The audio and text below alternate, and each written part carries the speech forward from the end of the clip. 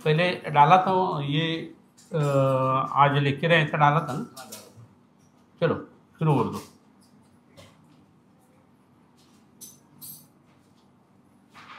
बस हाँ,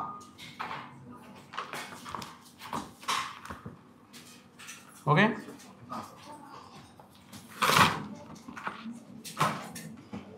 ठीक है, सब लोगों को हमारा प्रणाम।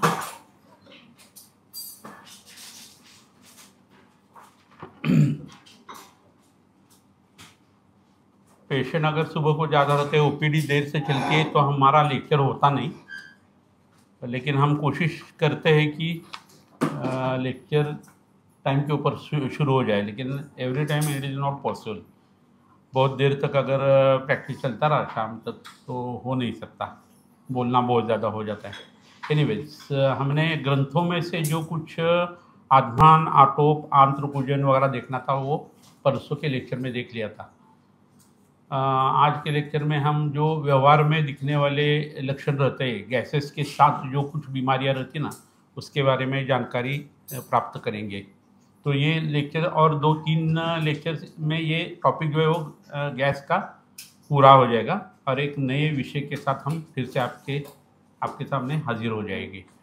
पहली बात ऐसी है कि गैसेस के बारे में हमने जो कुछ चीज़ें पहले बताई है, उसमें से कुछ हिस्सा इसमें भी आ जाएगा, लेकिन अलग अलग लोग अलग अलग तरीके से गैस ये कंप्लेन का प्रेजेंटेशन दे देते हैं। यानी समझो कैंसर का पेशेंट है, जलोदर का पेशेंट है, गठियावात का पेशेंट है, निद्रानाश का पेशेंट है, अम्लपित्त का पेशेंट है, गृहिणी का पेशेंट है, या ओसीडी का वगैरह पेशेंट है, और उसके साथ उनको जब गैसेज रहते हैं ना, तो संप्राप्ति एक अलग तरीके से सोचनी होती है, और उसकी दवाएं उनको देना बहुत ज़रूरत है। यहाँ एक भाग मैं आपको बताना चाहूँगा पक्का, कि जब कभी आयुर्वेद में रसौषधि रहे या वनस्पति औषध रहे, और उसमें जब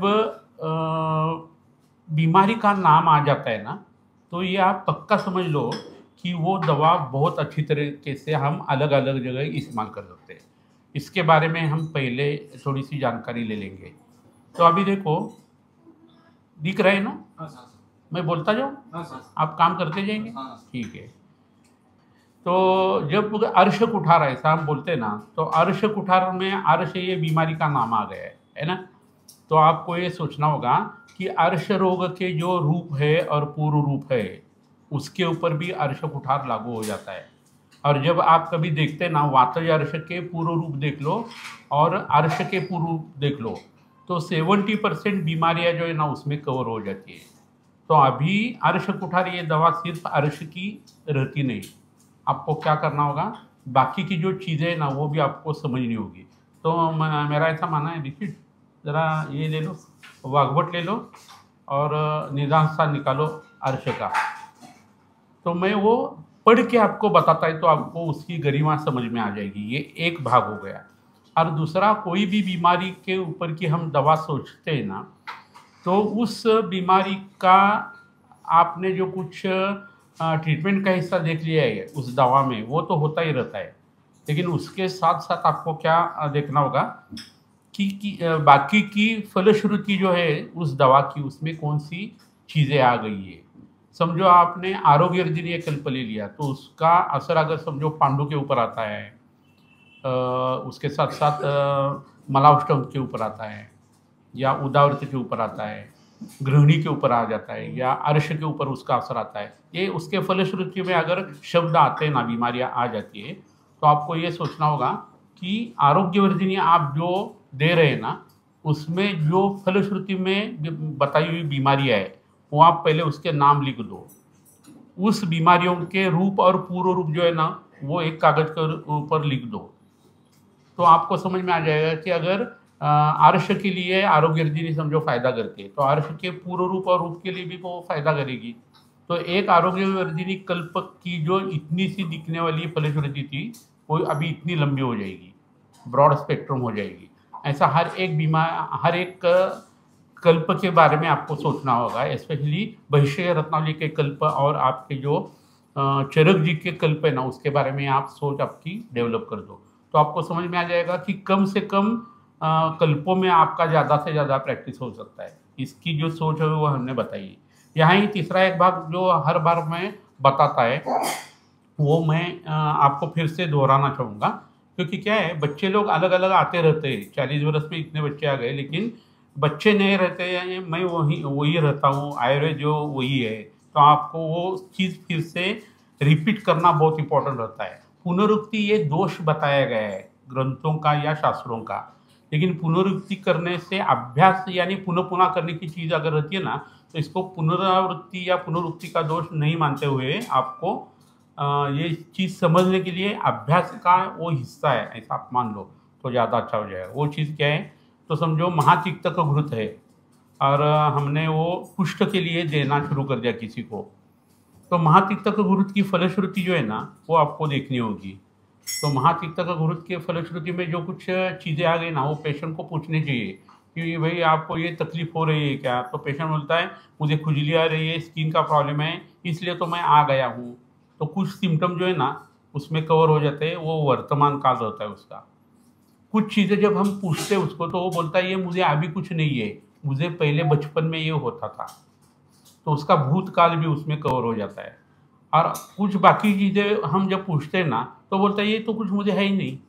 तो उसने अगर दवा नहीं ले ली, संप्राप्ति वैसी बनती रही है और निदान सेवन होता गया, तो आगे जाकर फ्यूचर में उसको वो बीमारी हो जाती है। तो आयुर्वेदिक दवाओं के फलश्रुति में भूत भविष्य और वर्तमान तीनों कालों का ग्रंथकार सोचते रहते हैं। तो आपको कभी कोई पेशेंट आ गया है बीच में उसने दवा छोड़ दी, तो वहाँ वो लिख के देना, कल्प के जो लक्षण बताए ना वो लिख के रखना, उस पेशेंट को भी एक कागज दे दो, आगे जाकर तुम्हें ये बीमारी हो जाएगी। 5 बरस के बाद वो घूम के टहल के सब जगह आता है और बोलता है डॉक्टर आपने जो बताया वैसा ही मुझे हो गया, ये अभी बीमारियाँ हो गई है। यानी उसकी संप्राप्ति जो है यथा दोषण दोषण कैसी आगे जाने वाली है वो भी ग्रंथ में हमें मिलता है, कल्पों में मिलता है। तो ये सब कॉलेज में आपको सीखने को नहीं मिलता, इसलिए किसी गुरु के पास जाकर आपको पढ़ना होगा और सोचना होगा। तो ये 3 चीज़ें मैंने अभी कल्प के हिसाब से बताई है। ऐसा हर बार आप सोचते गए ना तो आयुर्वेद आपको अलग तरीके से समझना शुरू हो जाएगा। अभी आर्ष कुठार के बारे में हम बोल रहे थे, तो आर्ष जो है ना उसका मैं ये पूर्ण रूप सिर्फ पढ़ के बताता है आपको, तो आपको समझ में आ जाएगा आर्ष कुठार कहाँ कहाँ लागू हो जाती है। यानी कि कौन सा भी कल्प अगर बीमारी का नाम लेके वो बनाता है ना, श्वास का चिंतामणि है समझो या आर्ष कुठार है, तो श्वास का उत्पन्न करने वाले जो जो कारण है, जो जो ऑर्गन्स है, जो जो उसके शरीर में तैयार होने वाली बाकी की बीमारियाँ है, व्याधि संकर है, वो सब उसमें कवर हो जाता है। इसलिए उन्होंने वो उसका नाम रखा हुआ रहता है। अभी देखो अर्श का पूर्व रूप है ना अग्निमांद्य, उदरगौरव, शक्तिसाध, पिंडकोद्वेष्टन, भ्रम, अंगग्लानी, नेत्रशोथ, अतिसार, मलावष्टंभ, उदावर्त, उदरशूल, आंत्रपूजन, आटोप, कृशत्व, अत्युद्गार, बहुमूत्रता, अल्पमल, भक्तद्वेष, विदाह, धूमायतन, विदाह के साथ धूमायतन, गले में जलन, सिर, पीठ और शक्ति साध, आलस्य, वैवर्ण्य, इंद्रिय दुर्बलता, क्रोध, गृहिणी, पांडु, गुल्म, उदर, ये सब पूर्व रूप है। इसके ऊपर आर्ष कुठार जाने वाला है, समझ गए ना। तो आर्ष ऐसा शब्द जब आ गए तो उसके पूर्व रूप आ गए। इससे कई गुना ज़्यादा जो है ना वो आगे जाकर मैं आपको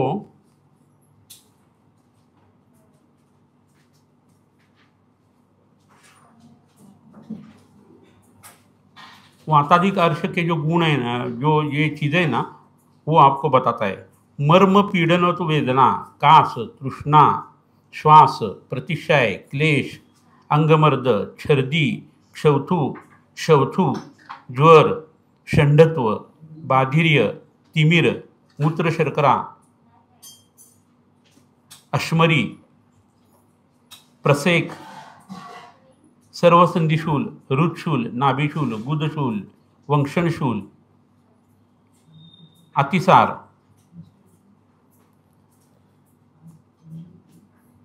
चिमचिमायन,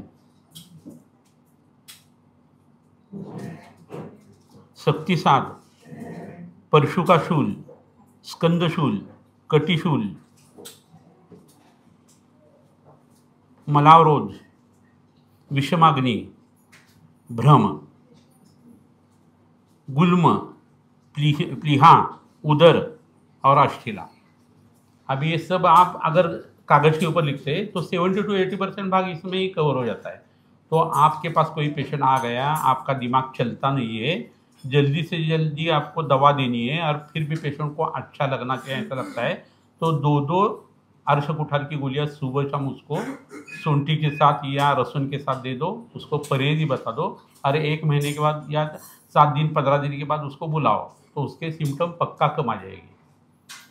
हमारे यहाँ आयंदी देव संस्थान जो है ना, वहाँ बच्चे लोग प्रैक्टिस करते हैं, हमारे जाकर एकादशी को वहाँ पेशेंट की भीड़ रहती है तो मुफ्त में हम दवा देते हैं महाराज की ट्रस्ट के हिसाब से। तो उस वक्त ऐसा हो गया था कि कुछ पेशेंट आ गए बवासीर पे, और बच्चे लोगों ने ये सोच समझ कर उनको अर्श कुठार की गोली दे दी। 3 गोलियाँ नाश्ते के पहले, 1 खाना खाने के बाद पहले, 1 दोपहर को और रात को लंच और डिनर के पहले उन्होंने दे दी थी गोली। और 3 महीने के बाद वो पेशेंट आ गया, वो सब महाराष्ट्र में घूमते रहते, जहाँ जहाँ विट्ठल जी का मंदिर वगैरह रहता है वहाँ वो पैदल चलते रहते लोग। तो 3 महीने के बाद वो आदमी आ गया और उसने पाँव पकड़ लिए वहाँ के वैद्य के। तो बोला आप ऐसा क्यों कर रहे हो, भगवान जी के पाँव छुआ, मेरे क्यों छू रहे हो? तो वो बोले कि आपने बवासीर की दवा दे दी, बवासीर तो पूरी चली गई, लेकिन मैं मोटा था, मैं पतला हो गया। अर्श और स्तवले एक साथ वर्णन किया गया है, और मेरे अंडर आर्म में वगैरह, मान के ऊपर, चेस्ट के ऊपर बहुत सारे मस्से थे, मुझे चर्मकील सब गायब। तो अगर है भाई वो, तो अर्श कुठार का ये भी हिस्सा हो जाता है, समझिए ना। तो ये बात रहती है, इसलिए कल्प में जब बीमारी का नाम आता है ना, तो उस बीमारी का बहुत सारा इन एंड आउट ग्रंथकार सोचते रहते, और वो इस हिसाब से आपको इस्तेमाल करना होगा। इसलिए ये पहले 10 मिनट मैंने उसके लिए सब चीज़ें जो है ना वो आपको बताई, ठीक है। अभी अग्निमांद्य है और उसके साथ गैसेस अगर रहते हैं ना, तो दाड़िम आवले है आपको इस्तेमाल करना होगा, या दाड़िम रस जो है वो आपको अनुपान के हिसाब से देना होगा। सहस्रपुटी अभ्रक भस्म जो है वो शंख भस्म के साथ आप दे सकते हैं, तो अग्निमांद्य और ये गैसेस से कम हो जाते हैं। पेट में कीड़े हैं, पुरीशज कृमि है, पुरुष में जहाँ कटु विपाक होना चाहिए वहाँ अगर कृमि आ गए तो मधुर विपाकी और मधुर एनवायरनमेंट में तैयार होने वाली चीज़ है ना। तो पक्वाशयगत वात के बदले पक्वाशयगत कफ हो गया और गैसेस हो गए। तो कीड़े जब पेट में रहती है तो आपको देना होगा कृमि कंटक रस, और वो अनानस के रस के साथ देना होगा, तो कीड़े भी नष्ट हो जाएंगे और गैसेस की वजह से होने वाले जो कृमि की वजह से होने वाले गैसेस भी कम हो जाएंगे। अभी यहाँ कृमि जो रहता है वो सिर्फ पुरीशज कृमि नहीं है, वो रक्तज कृमि भी है, कफज कृमि भी है, उसके ऊपर भी ये दवा काम करती है। आयुर्वेद ने कृमि के बारे में जो वर्णन भैष्य रत्नावली में बताया ना, वहाँ चूहा को भी कृमि जैसा ट्रीट किया है। चूहे घर पर ज़्यादा हो गए तो नष्ट करने की दवाएं कृमि रोग अध्याय वैश्य रत्नावली में आ जाएगी। घर में बहुत सारे चूहे, तो एक बड़ा चूहे को पकड़ना है, उसके ऊपर से चूना जो रहता है उसका पट्टा लगवाना है, हरताल का पट्टा लगवाना है, मनुष्य का पट्टा लगवाना है, और उस चूहे का जो स्वरूप है ना वो जो चित्ता या भाग रहता है वैसा करना है और उसको छोड़ देना है घर में। तो इधर उधर बिल में जब जाता है ना तो बाकी के चूहे घबरा कर वहाँ से निकल जाते हैं, ऐसे कीट में लागे उधर। तो कृमि के हिसाब से चूहे की तरफ देखा है, ये भी एक सोचने की बात है, ठीक है। पेट में कृमि जब हो जाते तो ये गैसेस के हिसाब से आपको सोचना होगा। अजीर्ण जो रहता है वो, उसमें विष्टब्दाजीर्ण जब रहता है ना तो आपको पिप्पल्यासव, सामुद्रादि चूर्ण और उदरवात हर लेप जो है ना वो पेट के ऊपर लगाना बहुत इंपॉर्टेंट है। पहले ही 2 दवाई तो पिप्पल्यासव वगैरह जो है वो खाना खाने पहले या बाद में आप दे सकते हैं, सामुद्रादि भी वैसा दे सकते हैं, लेकिन उदरवात हर लेप जो है ना वो बहुत इंपॉर्टेंट है छोटे बच्चों के लिए जिनकी उम्र 3 से अंदर है, और बूढ़े लोगों के लिए।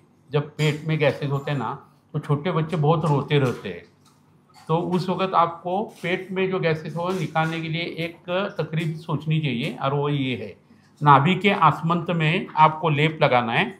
उसमें कृष्ण बोल, हिंगू, लवंग, अजमोदा, डीकेमाली, इन सबको आपको पीस कर लेना है। कृष्ण बोल से वो चिकना बन जाता है, और वो गर्म करके उसका लेप लगाना है अम्बलिकेस के आजू बाजू। और वहाँ आपको कॉटन लगाना है, कॉटन, रुई।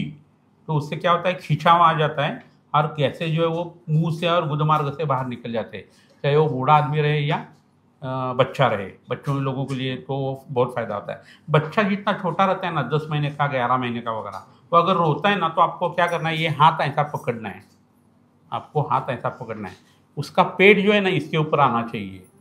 बच्चे के हाथ इधर एक, यहाँ एक पाँव, यहाँ एक पाँव, और सिर ऊपर, ऐसा पकड़ लिया ना तो इमीडिएट वो रोने का बंद हो जाता है। आप करके देख लेना, लेफ्ट हैंड में या राइट हैंड में। हाँ, वो गिरता नहीं ना, वो देख लो, नहीं तो बच्चा, डॉक्टर, मम्मी डैडी सब रोते हैं, है ना, तो वो नहीं होना चाहिए। ठीक है, तो ये लेप की दवा मैंने काय के लिए बताई, जब आंतों की ताकत कम रहती है तो गैसेस पास नहीं होते, इसलिए बूढ़े लोगों को ये फायदा करेगा। और बच्चों को जो मसल टोन जो है ना, मसल के ऊपर नर्वस टिश्यू का कंट्रोल नहीं रहता, नर्वस सिस्टम का, इसलिए उनको आकारा जब हो जाता है तो दिक्कतें हो जाती है, इसलिए आपको ये करना होगा। उदरगत वात जब ऐसा बढ़ जाता है तो उसमें आपको शौक्तिक, कपर्दिक जो है ना, शौक्तिक, कपर्दिक, शंख और प्रवाल, ये जो भस्म है वो अलग अलग दे सकते हैं। जब गृहणीगत विकृति आपको लगती है तो आप शौक्तिक इस्तेमाल करें। पक्वाशयगत और गुद मार्ग में जो विकृति रहती है वो उस वक्त आप कपर्दिक इस्तेमाल करें।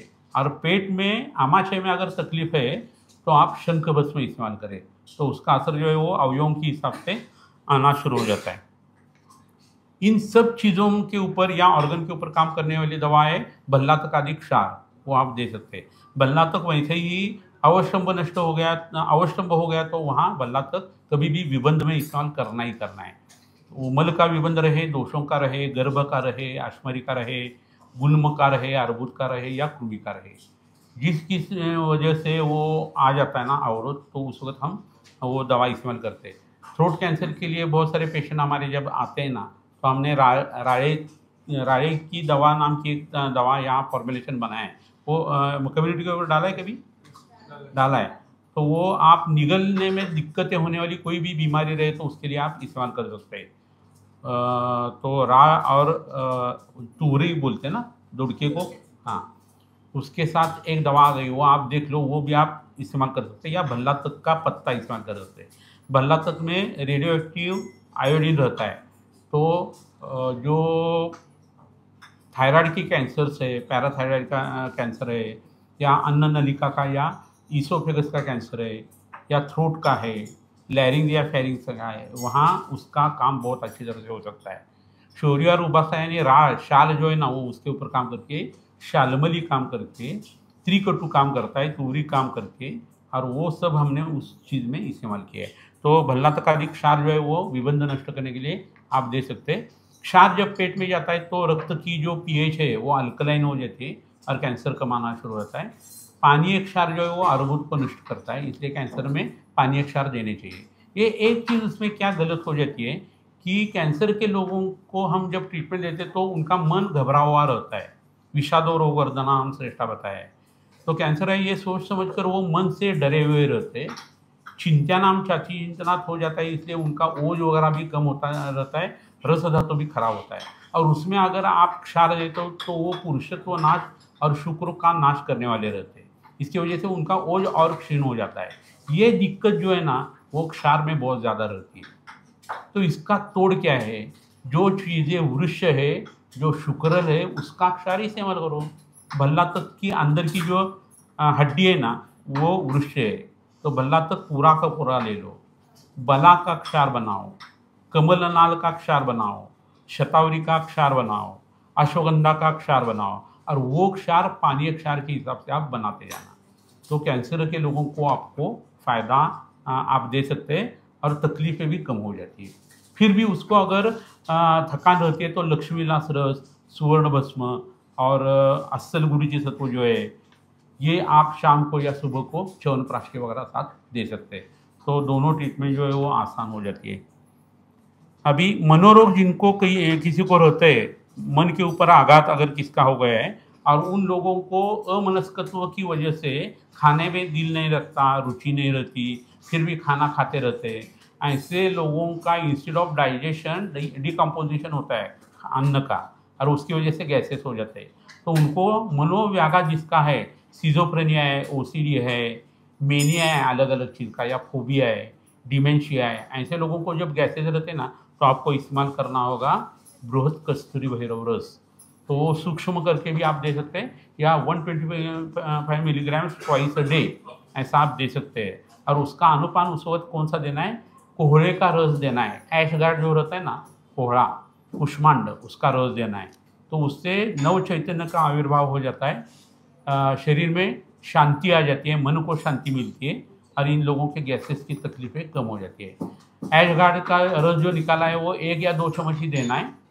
वो थोड़ा सा गर्म करके भी आप दे सकते हैं अगर कच्चा हजम नहीं होता है तो वो चेतो रोग नाशक भी बताया है ना। तो आपको ये अनुपान उसका देना ज़रूरी है। जीर्ण अतिसार है, बार बार पतले दस्त आते हैं और उसकी वजह से गैसेस हो गए, और उम्र जो है वो 45 प्लस है, तो अंतों की ताकत जो है, कम ताकत, वो दैट इट्सवेल कॉजेस गैसेस। तो उसकी वजह से जो चीज़ें होती है ना, उसमें आपको बबूलारिष्ट देना चाहिए। बबूलाद्यरिष्ट जो है ना वो देना चाहिए। बबूल जो रहता है वो 0 वनस्पति है, और उसका पत्ता जो है वो अतिसार के लिए फ़ायदा करता है, लेकिन वो निराम अतिसार होना चाहिए। तो अतिसार अगर साम है तो उसमें आसावरिष्ट इस्तेमाल किया जाए तो वो आम पाचन करता है। इसलिए बबूलाद्यरिष्ट जो है ना, वो गृहिणी के लिए, और स्क्रू वगैरह या मुंह में छाले रहते हैं, जिनको पतले दस्त आते हैं, ऐसे लोगों को, और जिनको गैसेज होते हैं, उनके लिए बहुत फ़ायदा करता है। तो ये आप इस्तेमाल करके देख लें। अंतों को शोथ हो गया है, बहुत सारे लोगों को ये ऐसा रहता है कि मैं ये खाना नहीं छोड़ूंगा। बम्बई में मैं प्रैक्टिस करता था, तो वहाँ एक ये सिंधी पेशेंट रहते ना, वो खाने के बहुत शौकीन रहते हैं। तो मेरे यहाँ एक 24 बरस के लड़के को लाया, तो मेरे मन में सवाल आ गया, ये 24 का हो ही नहीं सकता, ज़्यादा उसकी उम्र रहेगी। तो इतना मोटा और जाड़ा था वो, और 2 लोगों ने उसको लाकर मेरे सामने बिठाया, और उसने बताया कि मुझे लीवर का कैंसर हो गया है। वो पेशेंट बोलता है मुझे, और मैं हर रोज़ 20 पानी पूरियाँ खाता हूँ, 20 प्लेट। एक में कितनी 6 रहती है ना, और 3 प्लेट ले लिया तो वो मसाला देती है ना, पुनः फिर से देते हैं। तो वो हर रोज़ खाता था। वो बोलता है मुझे कि मैं ये छोड़ेगा नहीं, और फिर भी मुझे आपको दवा दे दो। यानी वो मर रहा है, इतना उसको लोगों ने उठा कर रखा है, पीलिया भरा हुआ है, और वो क्या बोलता है, मैं ये सब खाएगा फिर भी मुझे दवा दे दो। आढ्यो रोगी भिषग्वशा ज्ञापको सत्वानपी। भिषग्वश होना चाहिए पेशेंट, यानी वैद्य का सुनने वाला होना चाहिए। मैंने बोला मैं तुम्हारे ट्रीटमेंट नहीं कर सकता, तुम निकलो यहाँ से। यानी जो टाइम बॉम्ब है, यानी माऊली ने वर्णन कर दिया है ज्ञानेश्वरी में कि नाग रहता है, एक नाग, किंग कोबरा, और जो ये रहता है ना फ्रॉग, उसको पकड़ लेता है पीछे से। तो आधा निगला हुआ जो ये रहता है ना फ्रॉग, वो क्या करता है, उसके सामने कीटक आ जाते, तो वो खाना शुरू कर देता है ऐसा। वो खुद मर रहा है, उसको निगल रहा है वो सांप, और वो फिर भी क्या कर रहा है, कीटक खा रहा है। तो ऐसी ये आफत आ गई ना इस पेशेंट की। पिछले एक ही दिन में वो मर गया बच्चा। लेकिन 24 बरस का लड़का जब मरता है तो घर लोगों के ऊपर क्या बीती होगी, लेकिन वो बोलता है वो खाएगा। ऐसे बहुत सारे लोग रहते हैं, ऐसे लोगों को बोलना है कि नहीं हम ट्रीटमेंट नहीं कर सकते, क्योंकि जिस भाव से हम ट्रीटमेंट करने वाले हैं, जिस भाव पदार्थ के ऊपर हमारा दवाओं का असर आने वाला है, वो ही अगर आप इस तरह से बिगाड़ देने वाले हैं ना, तो हम क्या कर सकते हैं ना।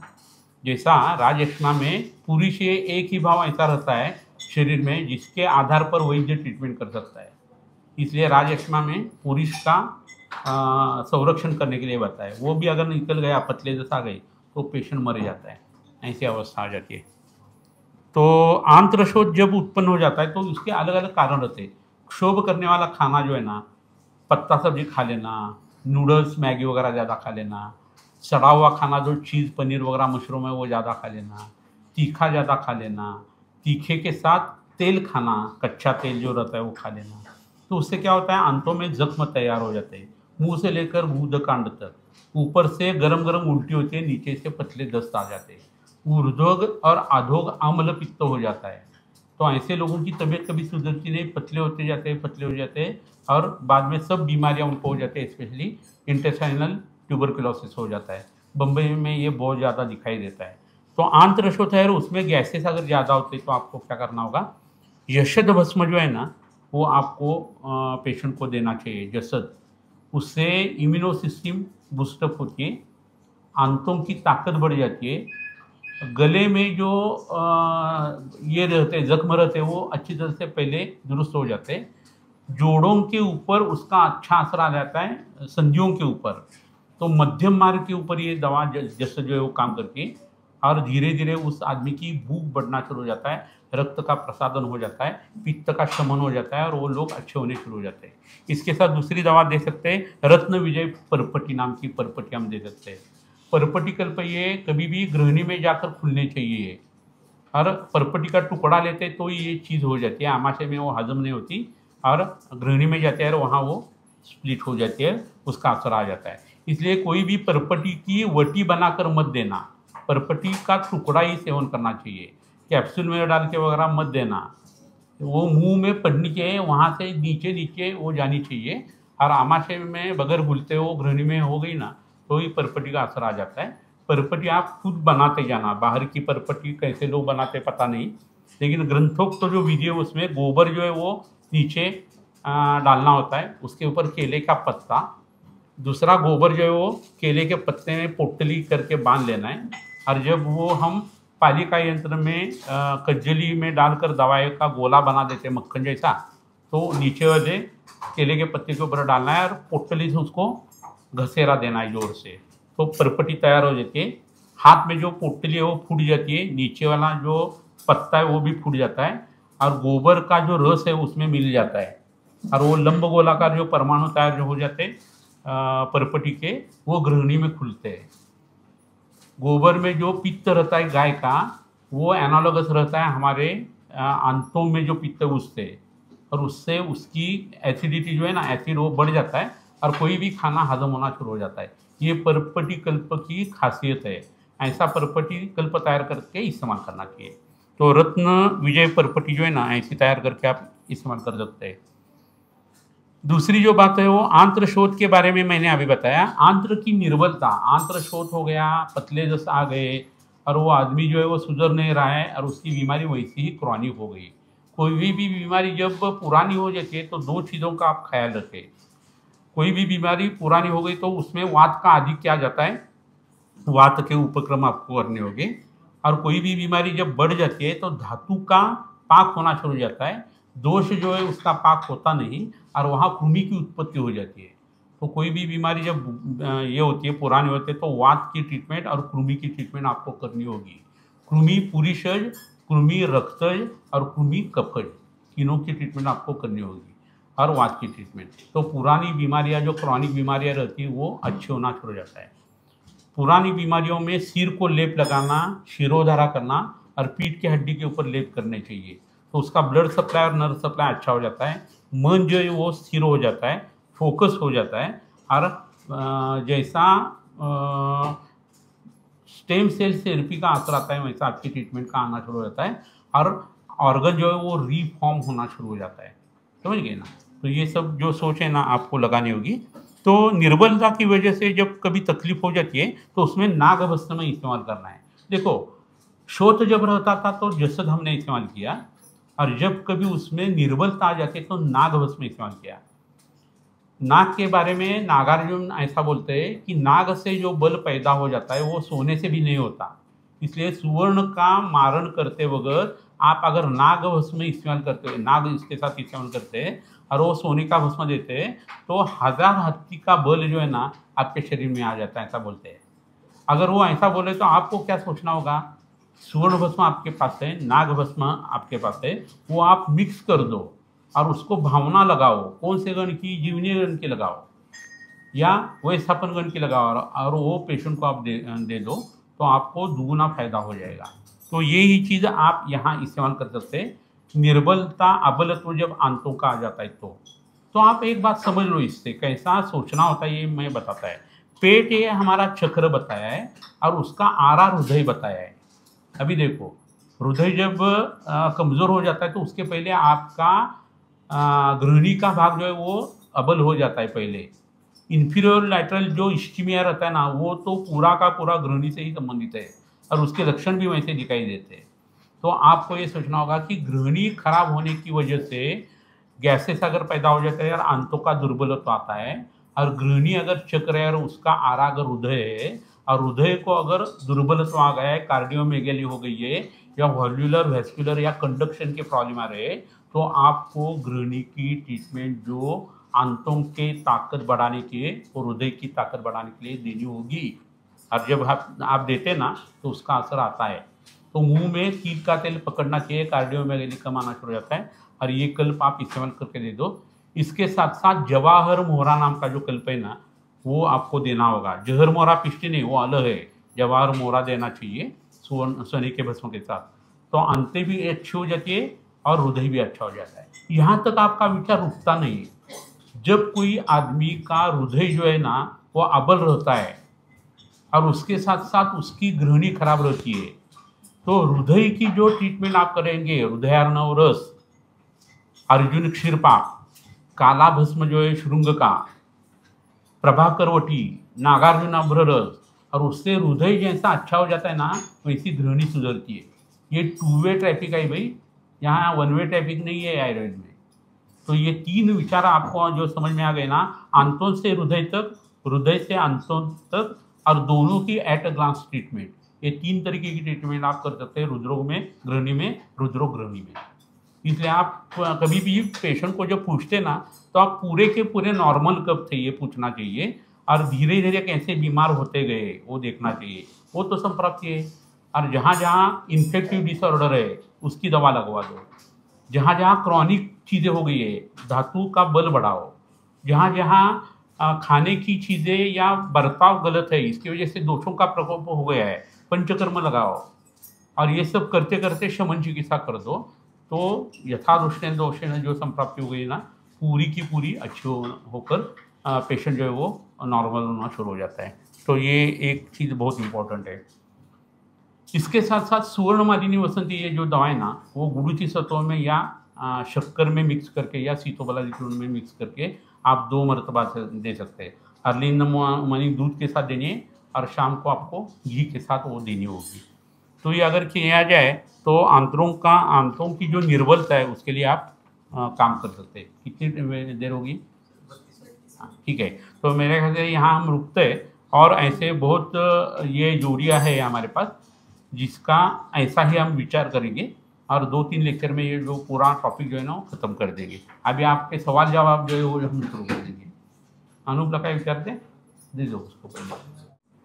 फिर सर असाध्य रोग में दिक्कत आ जाती है। हाँ, असाध्य रोग में स्टेम सेल थेरेपी इस्तेमाल करनी चाहिए आयुर्वेद की।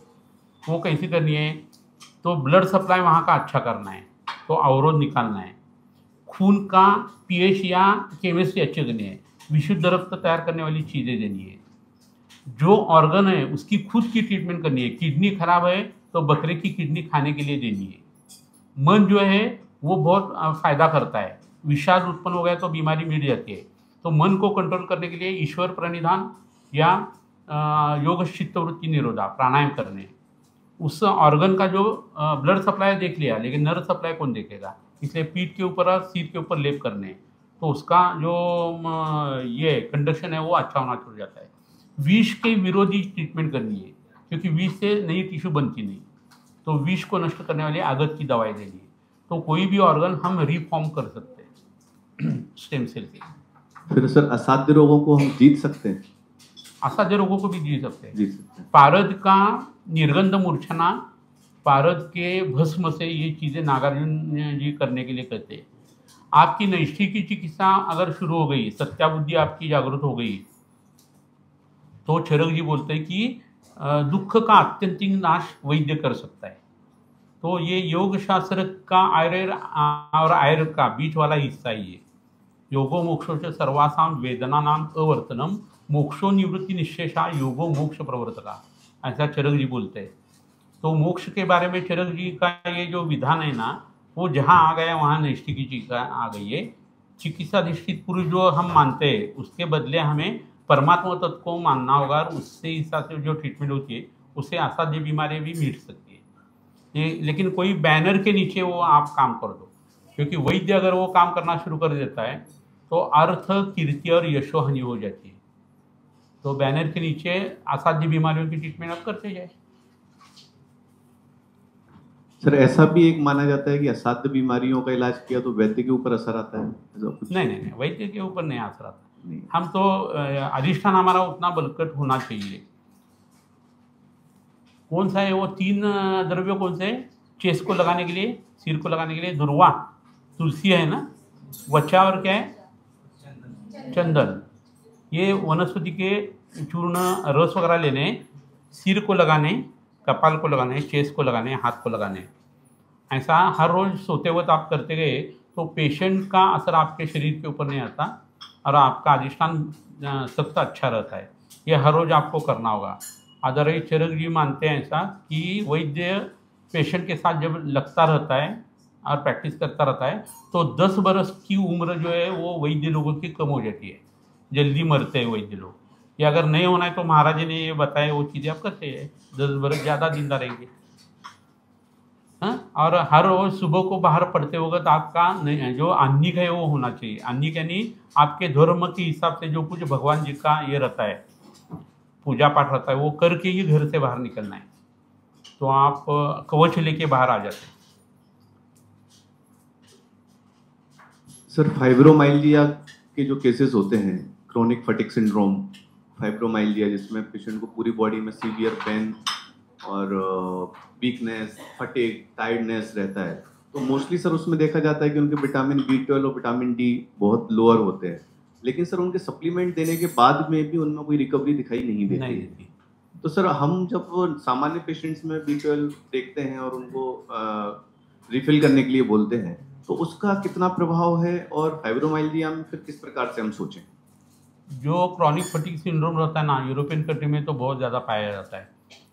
सुबह को श्वास कुठार, कफ कम करने के लिए, दोपहर को त्रिभुवन कीर्ति दाढ़ी सोरस के साथ पित्त कम कर देती है, शाम को घी के या शक्कर के साथ त्रिभुवन कीर्ति, तो वात पित्त कफ नॉर्मल हो जाते हैं। सुबह को रसपाचक, रात को रसपाचक 7 दिन, बाद में रक्तपाचक, बाद में मांसपाचक, ऐसा पाचन देना है। तो ये लोग अपने आप उभर के ऊपर आ जाते। षड्रसात्मक आहार देना है, शरीर को तेल लगाना है और प्राणायाम करना है। उनके शरीर में क्रॉनिक फटीग सिंड्रोम के लक्षण कम हो जाते हैं। क्षीरोदरी यमान्यादि रस देना है, और उनको ये पूजा पाठ जो रहते हैं ना उसमें कुल देवताओं का कुछ पठन वगैरह वो करते नहीं रहते, वो करने के लिए उनको कह देना, तो वो शक्तियाँ जो है ना वो पूरी उनके ऊपर पॉजिटिव असर देना शुरू कर देती। बेसिकली सर मेंटल ट्रॉमा या कुछ ऐसी हिस्ट्री उनकी रहती है, इसलिए आंतों में ये प्रॉब्लम रहता है। तो वात पित्त कफ नॉर्मल हो गए, आमाशय ग्रहणी पक्वाशय नॉर्मल हो गए, तो पचन अच्छा होना शुरू हो गया, षड्रसात्मक आहार आ गया, अपने आप सुधरते हो। और ये सब यंग लोग रहते हैं, 25 से लेकर 35 तक।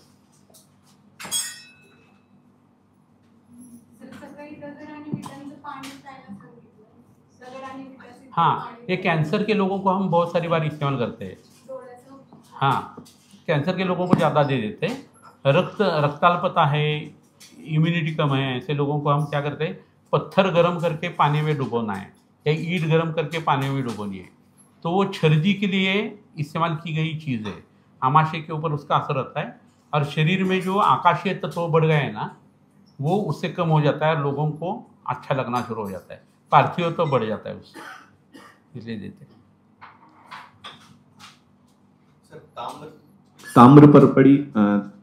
ताम्रपर्णी अर्क का सर कार्य कारण? ताम्रपर्णी अर्क ये जो है ना वो तंबाकू का पानी है अर्क।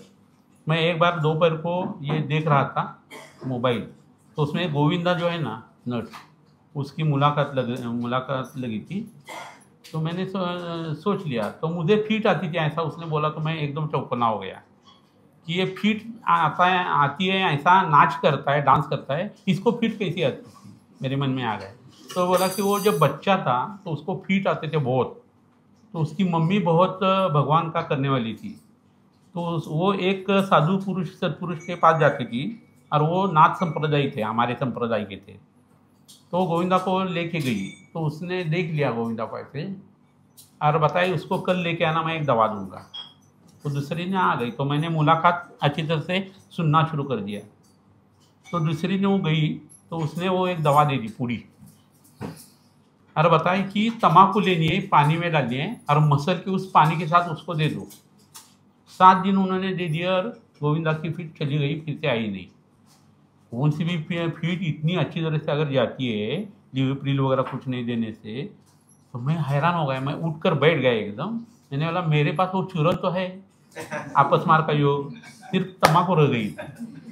तो जो पेशेंट आ गए उसको हमने वो देना शुरू कर दिया। तो 100 में से 60 to 80% लोग अच्छे होने शुरू हो गए। आज भी हमने दे दिया। तो तम्बाकू को हाँ पानी घर पर ले लो, हम बोल नहीं सकते, इसलिए तम्बाकू का हमने अर्क बना के देना शुरू कर दिया। उपविषय जल्दी फैल जाता है वो दवा ब्रेन की तरफ और असर आता है। देखो आयुर्वेद कहीं भी मिल सकता है, आपको चौकन्ना रहना चाहिए। तो तब से मैंने ऐसा सोच लिया था कि अभी जो पिक्चर आ जाएगा गोविंदा का मैं देख लेगा, लेकिन उसके बाद उसका पिक्चर आया ही नहीं, है ना। उनकी सर एक फिल्म और थी, उसमें जिस देश में गंगा रहता है, तो उसमें भी राजयक्ष्मा हुआ था, उसको बकरी के, तो बकरी के वो गांव में भेज दिया था उसको, उसमें भी वो दिखाया था बकरी के साथ रहना है। बराबर। सर राजस्थान के कुछ वैद्य संजीवनी वटी में अशुद्ध बत्सनाभ डालकर और गौमूत्र की 7 भावना देकर प्रयोग करते हैं, और उनका गौमूत्र डालने से वो ये हो जाता है, कम हो जाता है। लेकिन हार्ट में कोई किसी को अगर ब्रैडिकार्डिया रहे ना, वो मर जाएगा उससे। उनका एंटी पायरेटिक के रूप में इसका प्रयोग करते हैं और बोलते हैं कि इससे शुद्ध डाल के करो ना, है ना, या उसके साथ पारिजात घनवटी दे दो। लेकिन ये अशुद्ध कोई अशुद्ध कोई भी चीज़ जानी है ना, तो अग्नि में से वो जानी चाहिए, वैसी मत इस्तेमाल करना जी। और डोज उल्टा सीधा हो गया, पेशेंट ने समझ लिया कि आयुर्वेदिक दवाई 6 गोलियां ले लो, तो राम नाम सत्य है ना।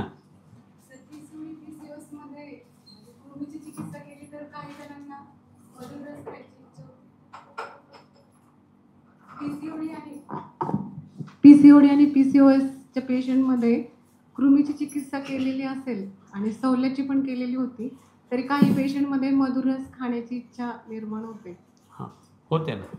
तो मधुरस खाने की इच्छा होना ये अलग बात है, आजन्म साथ में रस है, उससे तकलीफ नहीं होती ना, ये देखना चाहिए। प्रमेय होता नहीं ये देखना चाहिए। तो षडरसात्मक आहार अगर बाकी का लेता है तो मीठा पहले खाना खाने पहले खा लिया तो कोई वांधा नहीं, किंवा रात्री दुधावरती ठेवलं तरी चालेल। हाँ तरी चालेल। एक अन्नावरती। कितने सवाल, चलो पूछ लो, कितने बजे? 3 सवाल पूछ लेंगे, हो जाएगा काम। First question, 84 year male patient है। 84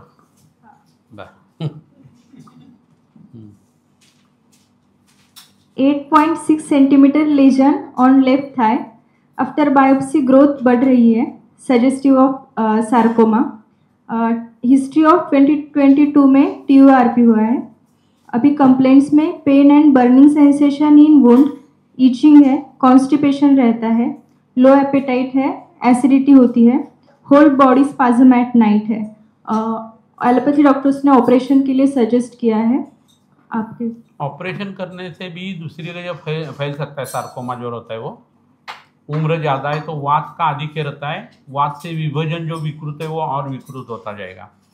फिर भी अगर डॉक्टर बोलते हैं कि ऑपरेशन करने से फ़ायदा हो सकता है, तो टारगेटेड केमो और बाकी की जो चीज़ें ना उसके साथ, ज़्यादा केमो का भी फ़ायदा ऐसे लोगों को होता नहीं। तो आयुर्वेदिक जो दवा रहती है ना, केवन की मात्रा, कपित्त की मात्रा और शिवलिंगी की मात्रा, वो आज ये कम्युनिटी के ऊपर आप डाल दो, ये दवाएं आप शुरू कर देना। त्रिफला का ईश्वर अमृता गुगुल दे देना है। मुस्तादी अपन बस्ती जो है ना, वो मात्रा बस्ती लगवाने है क्योंकि उम्र ज़्यादा है, या उसका पीछू जो है वो बुध मार्ग में रखना है। लगाने के लिए जो दवा है वो प्रमेह पीटी का की जो दवा है ना, वो वहाँ इस्तेमाल करनी चाहिए। और ये जो रहता है दगड़ी पाला जिसको बोलते हैं, टिक्के का पाला, उसका पिक्चर भी हमने डाला है इसके ऊपर कम्युनिटी, उसका रस लगाने के लिए कर देना। और as far as possible operation नहीं करना है। फिर भी अगर करना है तो ये ट्रीटमेंट सब पहले 15 दिन जाने दो और बाद में ये ऑपरेशन कर सकते हैं। आफ्टर ऑपरेशन भी ये ट्रीटमेंट जो है वो हम फिर से दे सकते हैं। 19-year male patient, case known of type 1 diabetes mellitus, BSL fasting 202, PP 488 उम्र होती कितनी है? है 19। 19, HbA1c 16 है, ट्राइग्लिसराइड 358 है, case complaints of weight loss, polyuria, excessive thirst. और टाइप 1 बताया है, टाइप 2 डायबिटीज? हाँ, तो इसको तृष्णा और बहुमूत्रता के हिसाब से देखना होगा।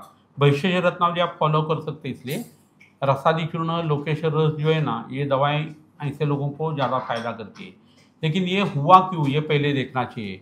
तो इंसिडेंस में बहुत सारी बार ऐसा होता है कि ज्वर हो जाता है, या पतले दस्त आते हैं, या वैक्सीनेशन वगैरह दिया जाता है, या गैस्ट्रो जैसी चीज़ें हो जाती है, और बाद में शक्कर जो है ना वो बढ़ना शुरू हो जाता है, तृष्णा और बहुमूत्रता रहती है। तो मूल बीमारी जो है वो देखनी चाहिए। पैंक्रियास का जैसा हम सोचते हैं वैसा वृषण ग्रंथि का स्त्री रहे तो बीज ग्रंथि का सोचना है, लाला ग्रंथि का सोचना है, तो आपकी ट्रीटमेंट पूरी हो जाएगी। इसलिए इन लोगों को जितनी ट्रीटमेंट आप लीवर के ऊपर और पैंक्रियास के ऊपर देंगे, उतनी ही मुंह में जो लाला ग्रंथि है उसके ऊपर भी होनी चाहिए। सुबह आपकी जबान जो है ना, ओठों के अंदर से नीचे के ओठ के अंदर से ऐसी घुमानी है 7 बार, और उल्टी फिर से घुमानी है। ऐसा करते ना तो बहुत बड़ी बड़ी बीमारियां नष्ट हो जाती है। सिर्फ जबान का व्यायाम है। उठने के बाद क्या करना है, कुल्ले वगैरह भरने नहीं है, जबान अंदर से ऐसी क्लॉकवाइज डायरेक्शन में घुमानी है ओठों के अंदर से, और फिर से ओठ और दांत जो है ना उसके बीच में से ऐसी, और उल्टी घुमानी है। ऐसा आप करते ना तो ये एक्टिवेट हो जाता है पैंक्रियास, और उसमें अगर संभावना है ये करने की, इंसुलिन सीक्रेट करने की, वो शुरू हो जाती है। ये आधुनिक शास्त्र के हिसाब से मैंने बताया। आयुर्वेद का निदान अलग अलग मैंने जो बताया वो देखना चाहिए आपको। तो बहुत सारी बार गृहिणी, ज्वर, रक्तपित्त और अतिसार, छर्दी, इसमें ये लोग बैठ जाते हैं, और उसकी ट्रीटमेंट करने से उनको आराम हो जाता है। Last question. 24-year-old patient suffering from inguinal hernia since 2 years. आंत्रवृद्धि में कैसे विचार करें? आंत्रवृद्धि का तरीका ऐसा रहता है कि आंतों की ताकत कम रहती है, इस वजह से होने वाली चीज़ है। रिड्यूसिबल अगर हर्निया रहे तो आयुर्वेद के हिसाब से उसकी ट्रीटमेंट हो सकती है। अग्निकर्म या विद्यकर्म जो है अंगूठे के इसको मूल को करना होता है, वहाँ आप धागा भी बांध सकते हैं, अपोजिट डायरेक्शन में बांध सकते हैं, उस पाव में भी डाल सकते हैं जहाँ हर्निया है। लेकिन हर्निया दुर्बलता की वजह से अगर होता है और आपने अभी अच्छा कर दिया, तो लेटर एज में उसकी धातु की ताकत कम हो गई तो फिर से वो उत्पन्न होने वाला है। तो सीधा सा ऑपरेशन है, उसका रापी करनी होती है, कपड़ा जैसा रफू करते हैं वैसा होता है। वो अंदर खींच लेना, इंग्वाइनल के यहाँ जो रफू करना है वो कर सकते हैं। और बायलैटरल करना है, एक जगह है और दूसरी जगह सब अच्छा है, फिर भी वहाँ का कर लो, क्योंकि यहाँ का आपने अच्छा कर दिया तो वो दूसरी जगह जाता है। तो better to get it operated, ऐसा उसको बताना चाहिए। फिर भी वो अगर नहीं मानते अभी, तो सुकुमार कषाय जो है वो पेट में देना चाहिए खाना खाने पहले। सुकुमार घृत जो है वो शाम को देना चाहिए। एरंडी का तेल जो रहता है ना, ऐसे कल्प जो है वो सिंहनाथ गुग्गुल है। सिंहनाथ गुग्गुल का ग्रंथोक्त पाठ अगर देखते हैं ना, तो गुग्गुल की गोली नहीं होती, वो पाए जैसा बन जाता है, वो चम्मच से खाना होता है और उससे पेट साफ हो जाता है। और वृद्धिवादी का वटी जो है ना वो पेट में देनी चाहिए। तो ये हाँ, इसके जो प्रॉब्लम्स हैं ना वो कम हो जाते हैं। लेकिन मेरा ऐसा मानना है, लिंगनाश है कैटरैक्ट, वो ऑपरेशन पकने के बाद ऑपरेशन कर दो, अच्छा है। आयुर्वेद में भी ऑपरेशन ही बताए, वैसा ही आंतरवृद्धि का भी आप ऑपरेशन कर सकते हैं, मूत्र वृद्धि का ऑपरेशन कर सकते हैं। दवाओं से ये चीज़ें कम होती है, लेकिन बाद में फिर से उभर के आ जाती है। तब तक जो चीज़ें रहती है, अभी मूत्र वृद्धि जो रहती है ना, हाइड्रोसिल, वो तो मूत्र रहता ही नहीं है। आयुर्वेद ग्रंथ में ये ऐसे शब्द आ गए वो गलत है। पेरिटोनियल कैविटी का पानी उसमें रहता है, जो 15 to 40 ml रहता है हमारे पेरिटोनियल कैविटी में, वो जहाँ जम जाता है। तो उसमें मूत्र का कुछ भी हिस्सा नहीं है, उसमें सॉल्ट्स रहते हैं अलग अलग, ट्यूमर मार्कर्स रहते हैं अलग अलग।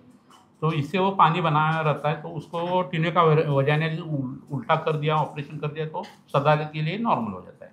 अदरवाइज क्या होता है, समझो बच्चा है छोटा और उसको हाइड्रोसिल है और बढ़ता गया, उम्र उसकी 17-18 बरस की हो गई, वो सयाना जैसा होता है ना, यानी प्यूबर्टी का एज उसका आ गया है और उसमें वो ठंडाई वैसी ही रही शुक्र व स्रोतस के यहाँ, तो तैयार होने वाले जो हार्मोन्स और एंजाइम्स रहते हैं वो काम नहीं कर पाते और उसको आजूस्पर्मिया हो जाता है या ऑलिगोस्पर्मिया हो जाता है बिकॉज ऑफ दैट थिंकिंग आपका जो रहता है कि मैं दवाई सिर्फ दे देगा। तो कभी कभी ये फ़ायदा नहीं करता, तो उसको बाद में बच्चे अगर नहीं होने वाले हैं और सेक्सुअल पावर और डिज़ायर के ऊपर उसका असर अगर आता है तो you must think about it ना, है ना। तो कई कई जगह आपको ऑपरेशन की सलाह देनी होगी। दवाओं की आप जी तोड़कर कोशिश करें, लेकिन उसके पीछे लगकर मैं सब दवाओं से कर लूँगा ऐसा होता नहीं ना, उसको कुछ रिस्ट्रिक्शंस रहती है दवाओं की। तो ये सोच समझ कर आपको काम करना होगा और ये होने के लिए क्या होगा, आपको पेशेंट बहुत सारे देखने होंगे, हॉस्पिटल में आपको काम करना होगा, अपने ऑपरेशंस देखने होगी आपको, और आपकी दवाओं का असर ऐसा आता है कब आता नहीं ये आपको मालूम होना चाहिए। तो आपको ये सब चीज़ें समझ में आ जाएगी और जब तक आपको ये सब करने को नहीं आता है तब तक गुरुजी के पास जाकर आपको सीखना होगा, है ना। तो आज आप यहाँ सीखते तो हर महीने आप 1-2-2,500 पेशेंट देखते, तो उससे आपकी बुद्धि तैयार हो जाती है और 1.5 वर्ष के बाद आपके पास जो पेशेंट आता है वो आपने यहाँ देखा हुआ रहता है, अलग ही कोई आता है ऐसा होता नहीं। तो ये चीज़ें होनी चाहिए, इसलिए मैंने इतना खुलकर बताया। नहीं तो सिर्फ दवाओं से काम क्या होता है वो तो हमने पहले ही बता दिए, ये बहुत इंपॉर्टेंट बात रही है। अभी देखो बहुत कोई कोट्याधीश आदमी है और उसको बच्चे को अगर ये बीमारी हो गई है और उसको हाइड्रोसिल वगैरह है तो उसका वंश आगे बढ़ना बहुत ज़रूरी है ना, और अगर अकेला बच्चा रहे तो उसको क्या सलाह देंगे आप, है ना। तो ये सब बातें रहती हैं, मल्टी डायमेंशनल ये प्रॉब्लम्स रहते हैं लोगों के, उस हिसाब से आपको देखना होगा, है ना। और सर द्रव्यांचं क्लासिफिकेशन सर समान प्रत्यारब्ध आणि विचित्र प्रत्यारब्ध आहे, तर दोन्हीमध्ये इक्वली ड्रग्ज आहेत सर, तर त्यामध्ये ड्रग्स दोन्हीपैकी कोणत्या द्रव्यांचा जास्त गुण आपल्याला पेशंट्सवर बघायला भेटेल? नहीं, मला तुम्हारा सवाल मुझे समझा नहीं। दोष द्रव्य की उत्पत्ति का महाभूत और रस का महाभूत जब एक रहता है ना तो वो एक चीज़, और वो अलग अलग रहता है तो एक चीज़, ऐसा रहता है। तो दोनों चीज़ों का आप विचित्र प्रत्यारोधत्व और समान प्रत्यारोधत्व के हिसाब से सोचो मत। आप रस वीर्य विपाक गुरुवादि गुण दवाओं के और शरीर में तैयार हुआ जो दोष धातुमल का संचय वो ये देखना चाहिए। वनस्पति में देखते वक्त रस वीर्य विपाक गुरुवादि गुण और शरीर में देखते वक्त दोष धातुमल सामावस्था और निरावस्था, इतना ही देखना है। वैसे अगर रस के बारे में ही अगर सोचना है आपको तो शरीर में अगर किसी को ज्वर आ गया तो क्या हो जाएगा, उसके मुंह में तिक्तता सत्या आ जाती है। अभी उसके शरीर का रस तिक्त नहीं है, नहीं तो ज्वर ठहरता ही नहीं। जबान अभी बोल रही है कि मुझे कड़वापन दे दो, उससे मैं अच्छे होने वाली हूँ। अग्निसंदीपनार्थं च रक्तसंग्रहणाय च दोषाणां पाचनार्थं च परम तिक्तै रूपाचरेत, उसमें वो जो तिक्त है ना वो शरीर बोल रहा है मुझे मुंह में मैंने कड़वा रस लाया है और कड़वा दे दो तो मैं आम हजम कर दूंगा। तो हर एक बीमारी में शरीर का रस वीर्य विपाक भी अलग हो जाता है, उससे विरुद्ध गुण के द्रव्य आपको इस्तेमाल करने हैं। दैट्स इट, इतना आपने सोच लिया तो भी चलेगा। बाकी विचित्र प्रत्यारोधत्व और समान प्रत्यारोधत्व या प्रकृति समसमवाय विकृति विषम समवाय वगैरह ये सब जो सैद्धांतिक बातें हैं ना वो ग्रंथों में पढ़ने से आपकी बुद्धि को एक धार आ जाती है और उसी हिसाब से आप ये बाकी सोच कर सकते हैं, इसलिए वो सोचना है। नहीं तो दोनों जगह दोनों द्रव्य आपको मिल जाएगी, है ना।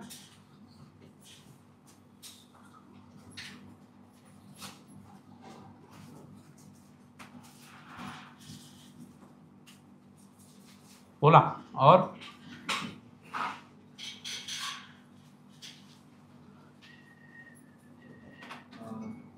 सर आज एक डेंगू का पेशेंट आया था, मुंबई का। तो पेशेंट हॉस्पिटल में एडमिट है, तो उस पेशेंट में वो उनको डाउट था कि अभी निमोनिया है क्या और कोई डिसीज है, तो उसके बदल आपने पूछा कि संधिशूल है, सिर दर्द है क्या, तो वो किस लिए पूछा? सिर दर्द जब रहता है और संधिशूल रहता है और ठंडक बच्चे कभी होके जो बुखार आता है वो इट ऑलवेज इंडिकेट्स कि डेंगू है उसको, इसलिए वो पूछ लिया। और वो माइलोमा का पेशेंट है, उसमें उसने ट्रैवल बहुत कर दिया अब इस यकृत में बीमारी इसलिए श्वास है, या न्यूमोनिया की वजह से श्वास है, या माइलोमा फेफड़ों में है, या डेंगू का असर आने के बाद ब्लीड हो गए लंग में, इसलिए रिपोर्ट ऐसा आ गया।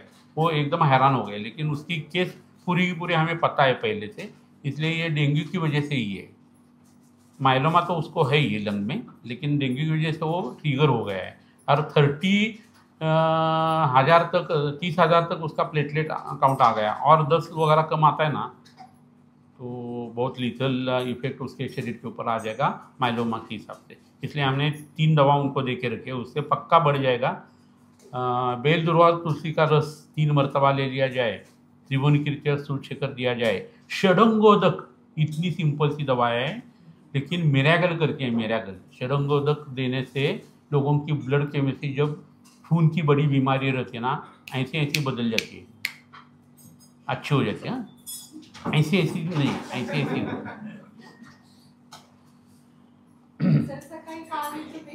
चला द्या जरा मावशी ना।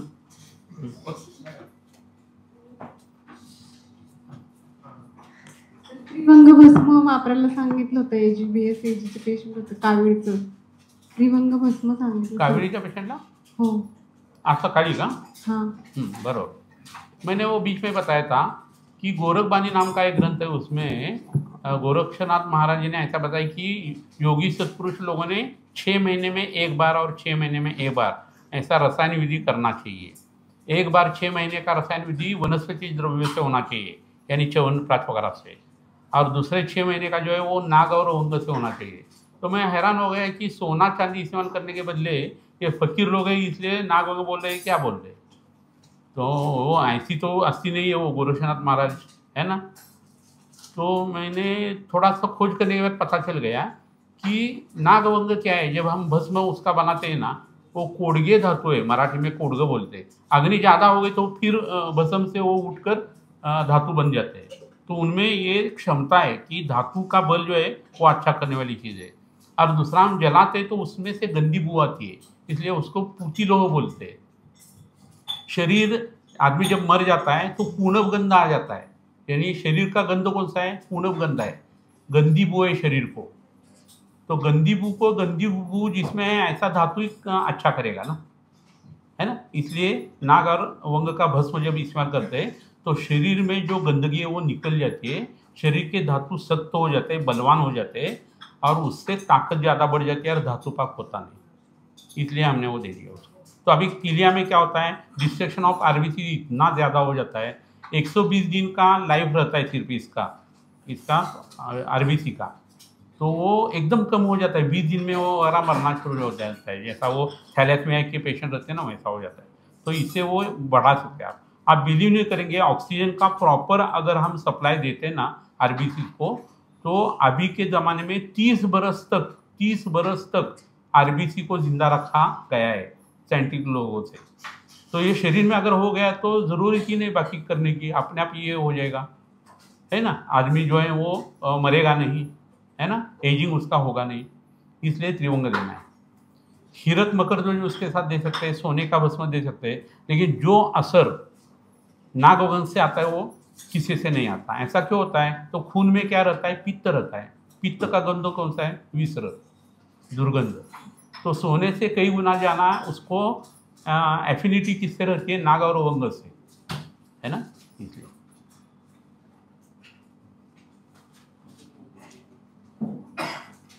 ठीक है। अजून सर, परपटी कल्पना के बारे में आपने बताया कि सिद्धिनंदन मिश्र जी का रस चिकित्सा नाम की एक किताब है, या चटर्जी की किताब है, तो उसमें आपको ये परपटी कल्प का जो मैंने बताया वो मिल जाएगा।